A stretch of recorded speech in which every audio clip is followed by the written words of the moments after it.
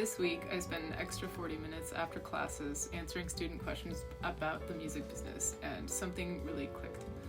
I teach music tech, recording, and artist well-being, and this week we talked about royalties and releasing music professionally, and I looked my students in the eyes and I said, if Beyonce's team called you tomorrow for a session and you did not have an IPI number, you will not get paid. You will be missing out on thousands of dollars for life in royalties. They have no way to credit you.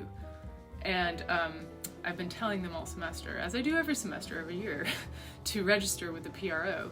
And most often they don't register with PRO.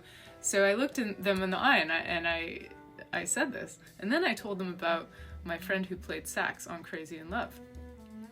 Just one session and he still gets checks worth thousands of dollars. And that's when their eyes lit up. They finally got it.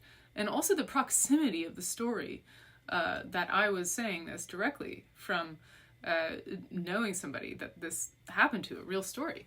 And the light bulbs went off. And it wasn't until I actually pulled up my CSAC PRO portal and showed them how I log in, how I register songs, how I credit song splits if I co-write with other people, and publish my own songs, that's when the light bulbs went off. And then the questions came. So one student asked me, when do I give someone songwriting credit?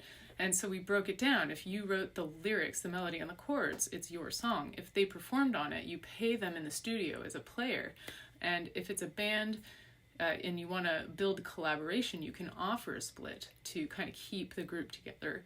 And if you co-write a song, you could do a 50-50 split with one other person, or perhaps 33 each way if you write a song between three people.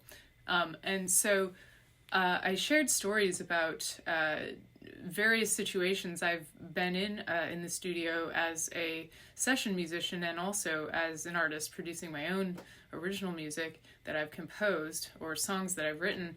And I told them different experiences I've had, whether collaborative improv sessions for a film score,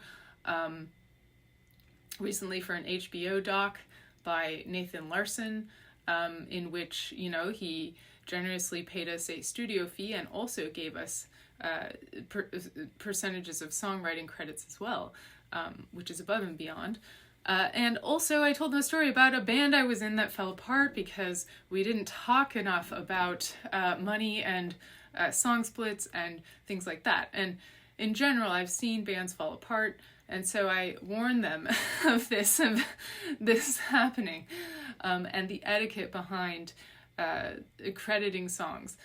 But this is why I teach. It's not just for theory, but to help artists avoid preventable heartbreak, and for students as well. And, I know what it's like to be a broke college student and not be able to afford the $50 in PRO costs to sign up to register your songs. So I can sympathize, and I don't require my students to sign up because I know the sensitive costs that they face as college students, but I am dang well sure to explain why it's imperative that they do it for their music careers. And another student asked a question, when should you register your songs?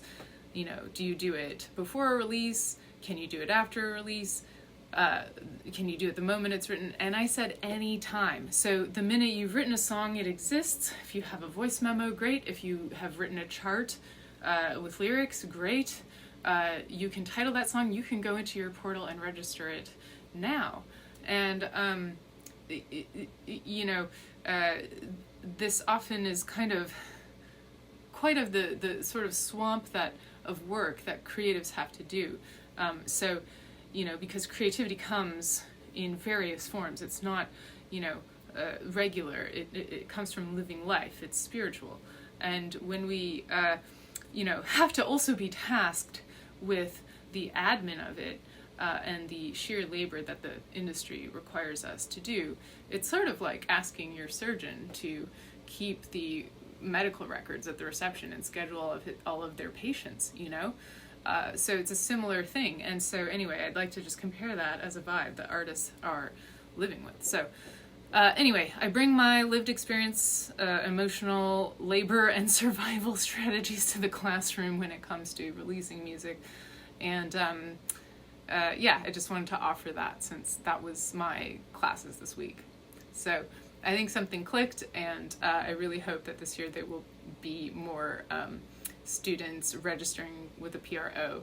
And we're at the point of the semester where they're working on their final projects now, and I've given them feedback on their midterms. So I'm very excited about this year's students and all of the things to come. So anyway, if you find this helpful, please share it with an artist or musician who is releasing their music. You can check my link in bio for more on my work and research of mental health and well-being of musicians.